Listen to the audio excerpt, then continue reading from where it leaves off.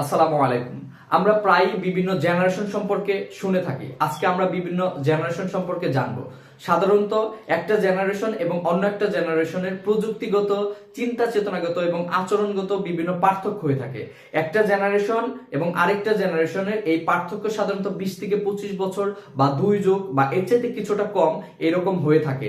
আজকে আমরা দেখি বিভিন্ন জেনারেশন সম্পর্কে জানবো। এটা মূলত আমেরিকার কেয়ার গিভার্স অফ আমেরিকার একটি নিবন্ধ থেকে আমরা এই তথ্যটা পেয়েছি। এবং একটা জেনারেশনের শুরু এবং শেষ এটা বিভিন্ন পরিসংখ্যান এবং তথ্য উপাত্ত বিশ্লেষণ করে মূলত নির্ধারণ করা হয়ে থাকে। আসুন আমরা বিভিন্ন জেনারেশন সম্পর্কে জানি। আচ্ছা, প্রথমে আছে গ্রেটেস্ট জেনারেশন। এটা গ্রেটেস্ট জেনারেশন, এটার সময়কাল ছিল 1901 সাল থেকে 1927 সাল পর্যন্ত। এই জেনারেশনকে বলা হয় গ্রেটেস্ট জেনারেশন। দ্বিতীয়ত আমরা যদি দেখি সাইলেন্ট জেনারেশন, এটা হলো 1928 সাল থেকে 1945 সাল পর্যন্ত। তারপরে আছে বেবি বুমার্স জেনারেশন, এটা 1946 সাল থেকে 1964 সাল পর্যন্ত।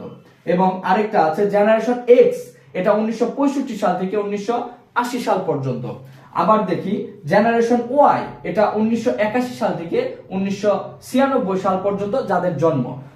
জেনারেশন জি বা জেন জি যাকে বলি বা জেড, সেটা হলো 1997 সাল থেকে 2012 সাল পর্যন্ত। এবং লাস্ট যেটা বর্তমানে চলমান সেটা জেনারেশন আলফা, 2012 সাল থেকে চলমান আছে। এবং প্রত্যেকটা জেনারেশনের প্রযুক্তিগত, সভ্যতাগত বিশ্বায়ন এবং সামগ্রিক চিন্তা চেতনায় এক জেনারেশন এবং আরেক জেনারেশনের পার্থক্য পরিলক্ষিত হয়। এই সামগ্রিক কিছু বিবেচনা করে কেয়ার গিভার্স অফ আমেরিকার নিবন্ধ অনুসারে এই জেনারেশনের ভাগ দেখানো হয়েছে। ধন্যবাদ সবাইকে। আসসালামু আলাইকুম।